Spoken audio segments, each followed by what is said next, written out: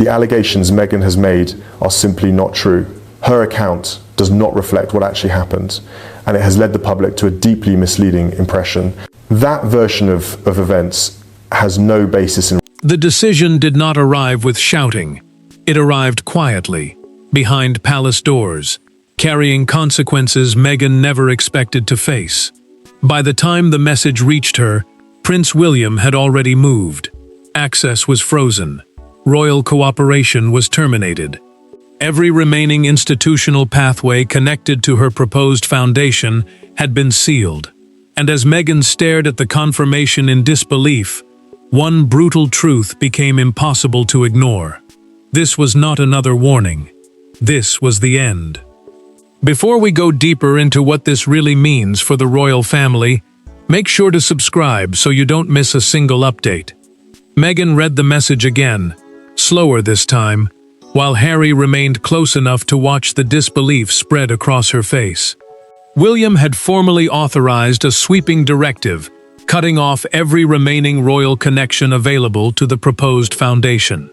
A royal directive, in this context, meant an official instruction governing how palace offices and organizations connected to the monarchy were expected to act.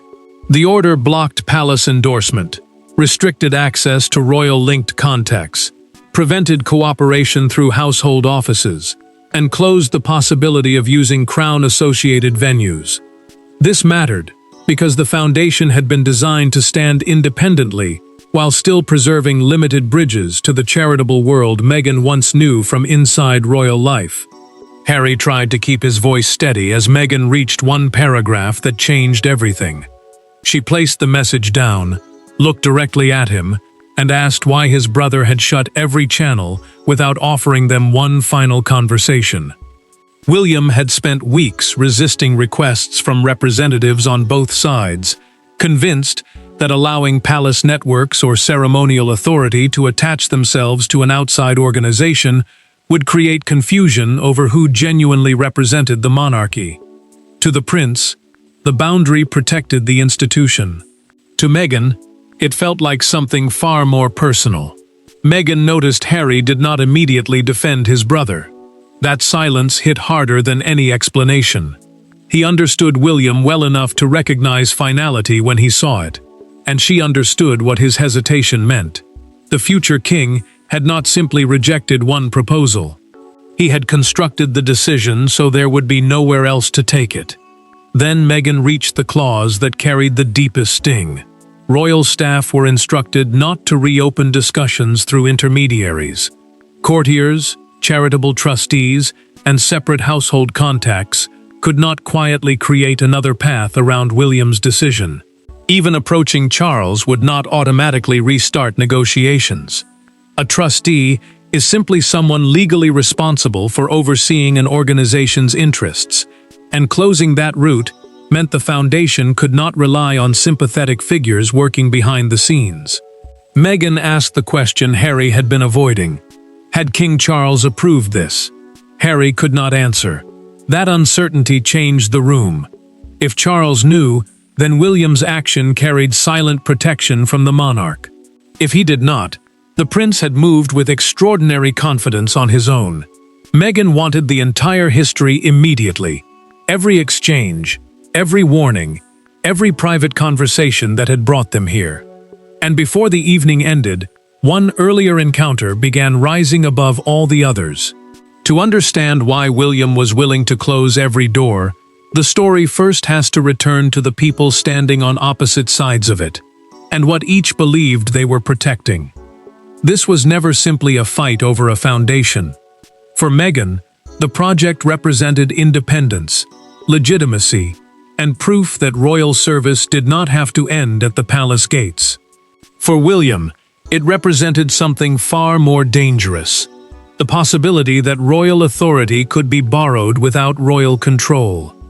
Between those two positions stood Harry, caught once again between the woman beside him and the brother whose future would eventually place the crown in his hands. Meghan had imagined the foundation as something deeply personal, built around families, young people, and community work she believed could continue long after her formal royal role had ended. She did not see independence as rejection. She saw it as evolution. That distinction mattered, because royal service had once given her access to causes, institutions, and networks that shaped how she understood public work. A royal-adjacent organization simply means a project seen as connected to the monarchy without being officially controlled by it, and that gray area was exactly what William feared most. Harry felt the tension sharpen during a late-night conversation. When Meghan finally asked the question neither of them had wanted to say aloud. Had his brother ever truly separated institutional concerns from everything that had happened between them personally? Harry looked away before answering. He insisted William believed he was protecting the monarchy, yet the pause came first, and Meghan caught it immediately. She did not need another explanation. That hesitation told her part of him suspected the decision carried old wounds as well as new rules. William was confronting the same conflict from the opposite side. In a private conversation with Catherine, he admitted he hated how personal the dispute had become. Yet he believed retreating now would create a precedent he might one day inherit as king. The future king, meaning the person expected eventually to become monarch, would be responsible for protecting clear lines around who could speak with royal authority. Catherine listened closely as he chose every word. She could hear strain beneath the certainty, and she asked whether Meghan had ever been explicitly promised future cooperation. William did not answer quickly. He told Catherine there had been no formal promise, no signed commitment, no approved arrangement. But there had been one earlier palace conversation where the language had been loose enough for Meghan and Harry to believe limited cooperation might still be possible.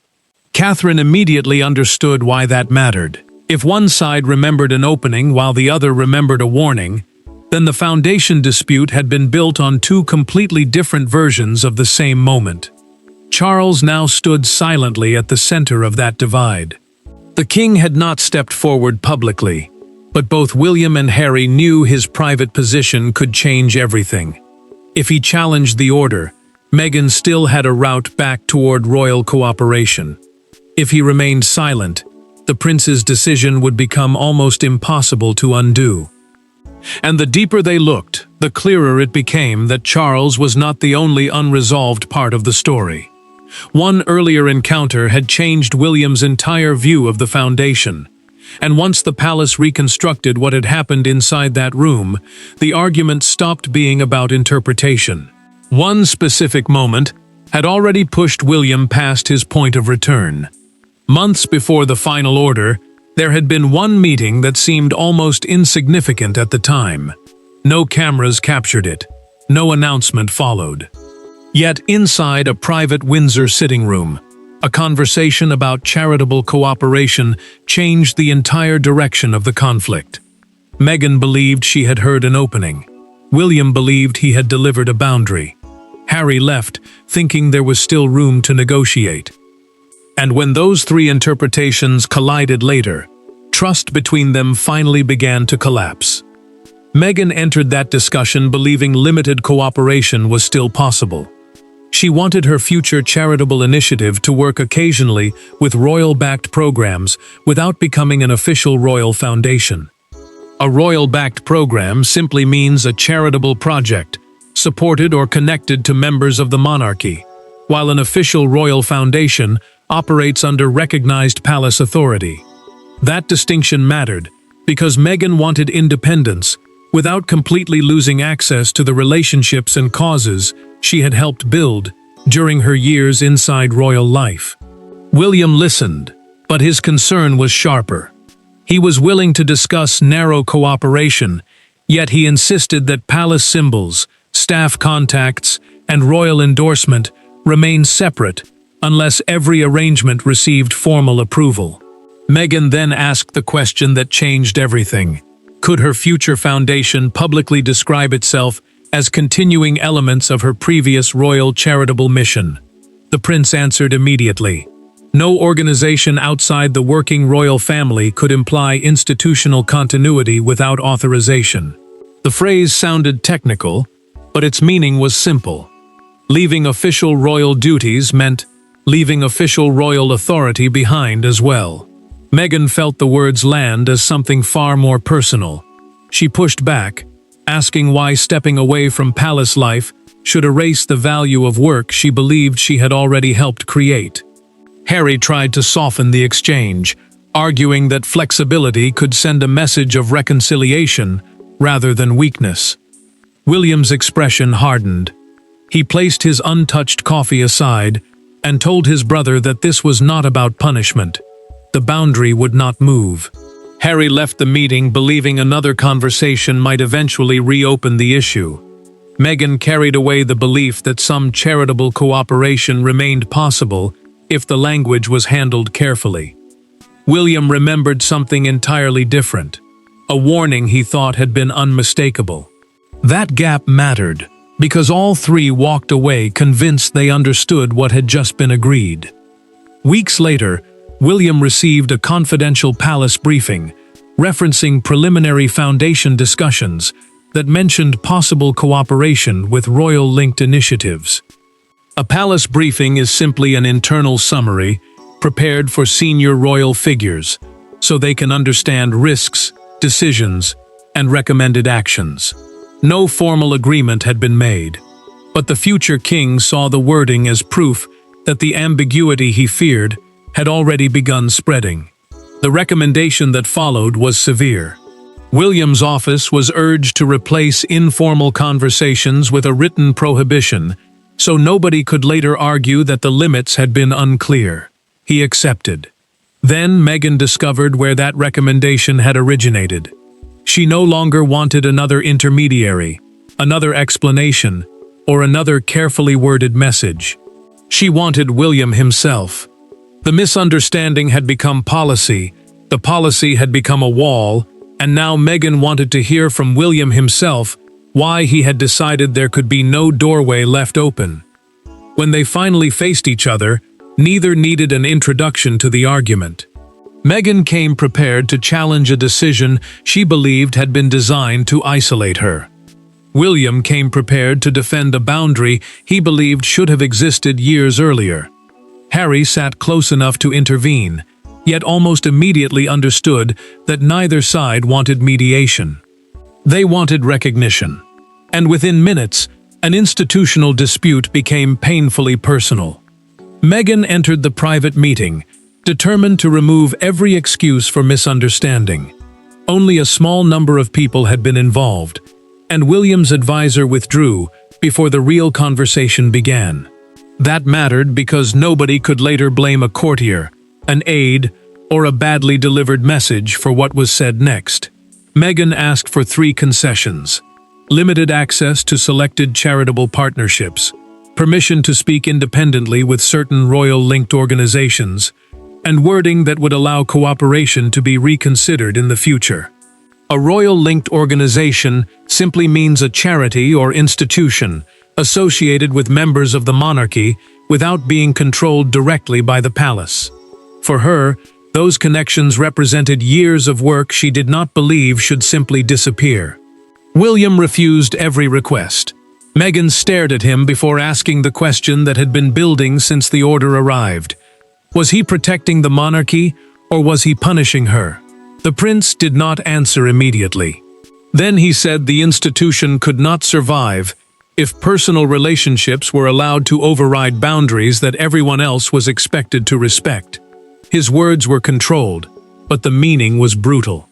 He was telling her that family history would not earn an exception. Harry's restraint finally broke. He reminded his brother that calling something administrative did not make it painless. Decisions made through offices could still wound families, destroy trust, and close doors that might never open again. William looked directly at him and acknowledged that he understood the cost. He simply believed leaving the issue unresolved would create an even greater one later. Meghan then changed the entire direction of the meeting. She said she knew William's office had already circulated instructions, telling palace-connected organizations not to negotiate separately with her foundation. The future king did not deny it. His silence confirmed that the blockade extended far beyond a single rejected proposal. Separate routes had been closed deliberately. Then came the question nobody could avoid. Meghan asked whether Charles could overrule him. William chose his words carefully. The king had the authority to intervene if he wished, he said.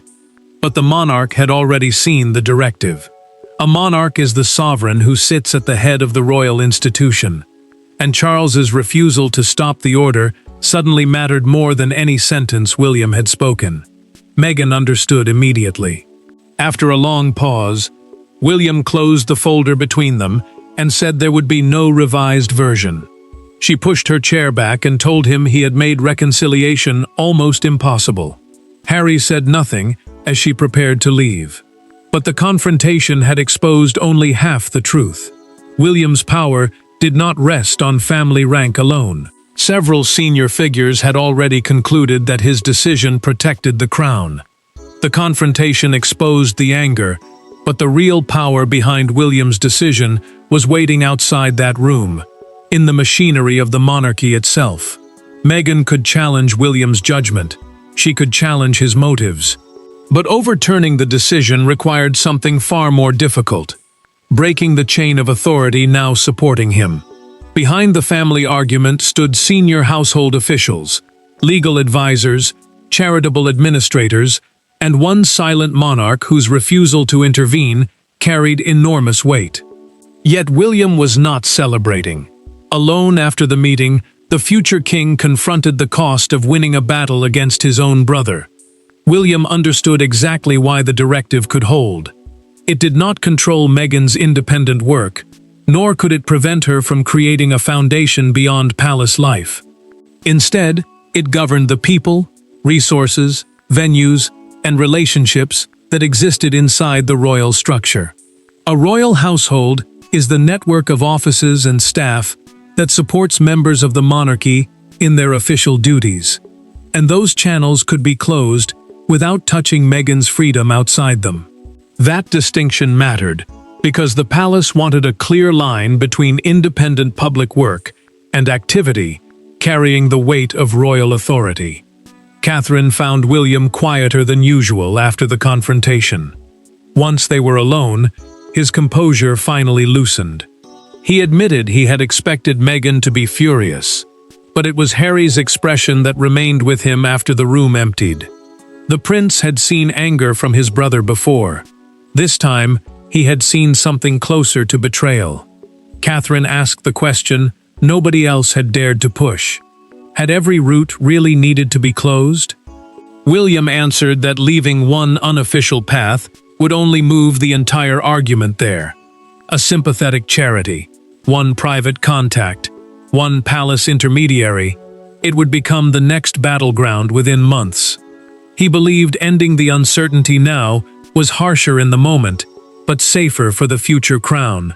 Charles faced the same decision in silence. The king read the final briefing alone and remained still for several minutes before placing it back on the table. A briefing, in this case, was an internal document explaining the decision, its consequences, and the advice behind it. He did not sign an objection. He did not summon William to reverse course. By doing nothing, the monarch allowed his son's order to stand. Charles had considered another path. In a documented fictional account of the internal discussion, he had privately raised the possibility of preserving one narrow charitable channel, so the separation would not feel absolute.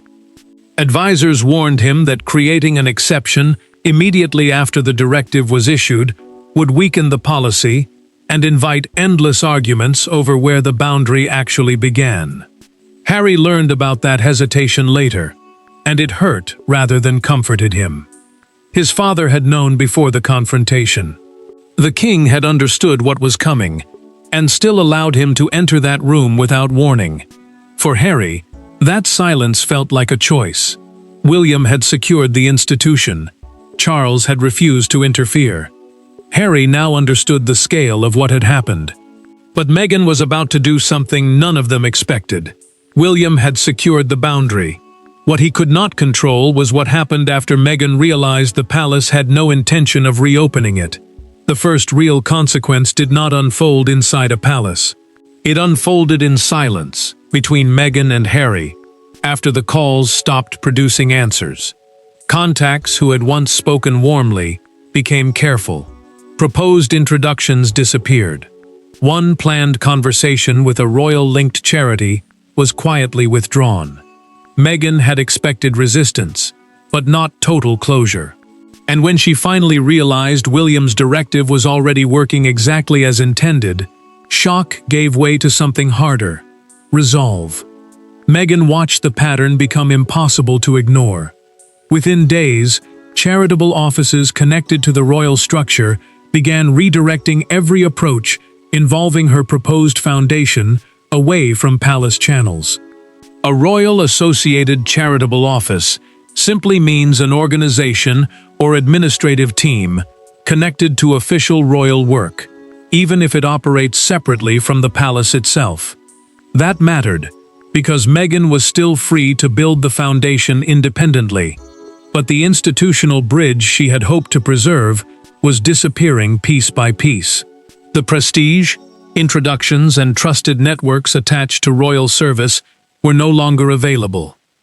Meghan received the clearest proof when confirmation arrived that a planned introductory call would not go ahead. She placed her phone down and sat without speaking. Harry waited, already knowing what the message meant, before she finally looked at him. "They didn't leave anything," she said. He understood immediately that she was not only talking about one cancelled conversation. She meant the entire structure they had once believed might survive in some limited form. Harry wanted to defend her, but another truth kept pressing against him. William had warned them. The prince had made the boundary clear during the Windsor meeting, and his brother had repeated it during the confrontation. That recognition made the moment even harder. Harry was angry at how absolute the decision had become, yet he could no longer pretend it had arrived without warning. Instead of arguing, he sat beside Meghan in an unusually quiet exchange, and the silence carried more pain than shouting could have. Meghan finally broke it herself. She pulled forward a draft of the foundation plan, found the section describing possible cooperation with royal-backed causes, and crossed out the entire paragraph. Then she told her team the launch would be rebuilt from the beginning, with no palace connection at all. What had begun as humiliation was turning into defiance. She would stop asking for access. She would stop waiting for approval.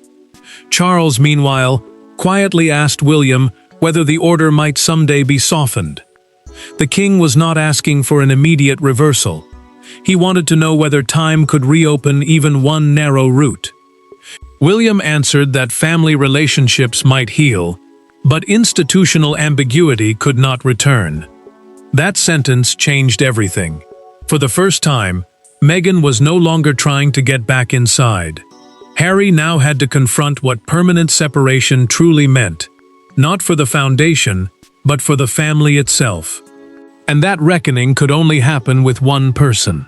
Once Meghan stopped trying to get back inside, the struggle changed. And in one private conversation, two brothers were finally forced to confront what they had actually lost. There were no advisors this time, no folders, no foundation representatives. Just two brothers carrying years of resentment into a conversation neither could postpone any longer. Harry wanted to know whether William understood what his decision had done. William wanted his brother to understand why he believed it had become unavoidable. Neither expected forgiveness. But stripped of palace language and institutional arguments, the confrontation exposed something far more painful. Both men believed the other had abandoned a version of their family that once existed. Harry had asked for the meeting only after Meghan decided to move forward independently. He made one thing clear before they spoke. He was not there to reopen the foundation dispute.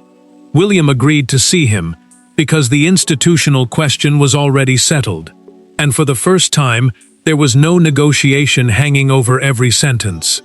An institutional decision simply means a formal choice about how the royal structure operates, separate from private family feelings. That distinction mattered because both men could finally speak as brothers rather than as opposing sides in a palace argument. Harry did not waste time. He told William that he could have warned him before the restriction became final.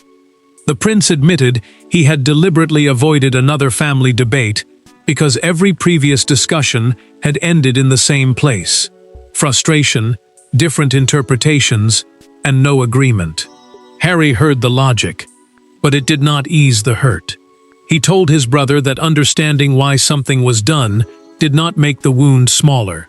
William answered more quietly than before. He said, protecting the future crown sometimes meant making choices that would look like rejection to people he loved. The future crown meant the monarchy William expected one day to inherit, with all the responsibility for protecting its authority and public role. Harry pushed back immediately. He said family could not always be treated as a risk to manage. Then Harry asked the question that stripped away everything else. Was there ever a version where you trusted us with this? William did not answer at once. The silence stretched. Finally, he admitted that years earlier, perhaps there had been. But the Windsor meeting had changed him. He explained that Meghan had heard possibility where he believed he had drawn a firm limit, while Harry had walked away thinking more negotiation remained. To William, that moment proved that even careful words could create three different realities. From then on, he believed only a clean separation could stop the same conflict from returning. Harry did not forgive him, but he accepted the truth. The foundation decision was permanent. That acceptance ended the institutional fight, even if it did nothing to repair the brothers themselves. Harry left knowing the door would not reopen. William remained, knowing that clarity had come at a personal cost he could not pretend away. And by morning, the private settlement would belong to the public. The brothers left without reconciliation, but they did leave with clarity. And by morning, the rest of the world was beginning to understand just how complete William's decision had become. By sunrise, what had begun as a private royal boundary had become a public symbol. Broadcasters debated whether William had protected the monarchy or deepened a family fracture. Commentators dissected every word. Supporters of Meghan called the decision unnecessarily severe. Defenders of the prince called it overdue clarity. But one newspaper front page reduced the entire drama to a single image and 4 brutal words. And suddenly, nobody could pretend this was merely administrative. The headline changed the scale of everything.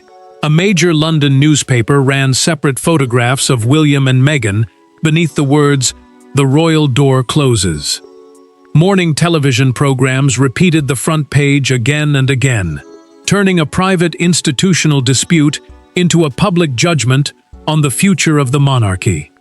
An official royal institution simply means a body, office, or organization operating with recognized palace authority, and the debate now centered on whether former working royals should ever be allowed to maintain partial access to that structure after stepping away.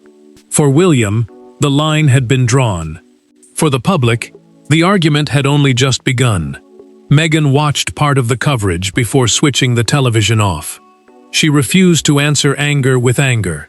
Instead, she told Harry that their next public announcement should focus entirely on the Foundation's independent work. He understood the significance immediately. She was no longer trying to convince the palace to change its mind. She was preparing to show that she could move forward without it. Yet Harry also knew that every headline would still tie their future to the family they were trying to move beyond. Outside Buckingham Palace, a small crowd gathered near the gates as broadcasters reported live. One woman, asked what she thought of the dispute, gave the reaction that quickly spread across the morning coverage. It was sad, because everyone has now chosen a side. The words were simple, but they captured something the official statements could not. The story had stopped feeling like a policy disagreement. It now felt like a family separation being witnessed in public. William saw the same headline over breakfast. Catherine noticed him stop reading halfway through the article. He did not say the directive had been wrong, and he did not question the boundary he had created. But the language of victory unsettled him. The prince had wanted clarity, not humiliation. Catherine understood the difference, and she could see that public celebration of Meghan's exclusion carried a cost he had never intended. Charles moved quickly. The king instructed palace staff not to attack Meghan in private briefings, and not to present William's decision as a triumph. A private briefing is background guidance given to journalists without becoming a formal public statement. And Charles knew careless language could turn a boundary into a feud. The monarchy would defend the separation, but it would not celebrate it. That instruction set the final tone. There would be no reversal. There would be no victory parade either. The public had chosen its headlines, but the final meaning of this moment would not be found on a front page. It would be found in what each person accepted when the argument was finally over. In the end, nobody got everything they wanted. Meghan lost the royal bridge she had hoped could survive beyond palace life. Harry lost another piece of common ground with his brother. William secured the institutional clarity he believed the crown required, but at a deeply personal price. Charles avoided overruling his heir, knowing silence had consequences of its own. Yet the final truth was simpler than every headline surrounding them. The door had closed, because neither side could continue living inside uncertainty. Meghan finally stopped looking backward. The directive remained fully in force, closing official royal offices, household representatives, crown-associated venues, and palace-linked charitable channels to the foundation. A crown-associated venue simply means a place connected to the monarchy and used for official or royal-linked purposes. That distinction mattered because the foundation itself was not being erased. It was being forced to stand completely on its own. She instructed her team to remove every phrase that could suggest royal institutional involvement and rebuild the project around independence alone. Harry understood what that decision meant for more than charity. He had spent months hoping the argument could still be softened through family conversation. But he now accepted that his relationship with William could not be repaired by debating roles, access, or palace rules. The brothers had not reconciled. They had simply stopped pretending the disagreement was temporary. For Harry, that clarity was painful, but it was also the first honest ground they had shared in a long time. William felt no sense of victory.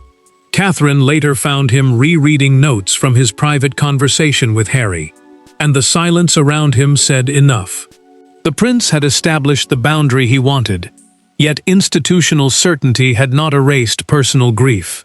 He knew the monarchy would now face less ambiguity, but he also knew the decision had cost him another piece of trust with his brother.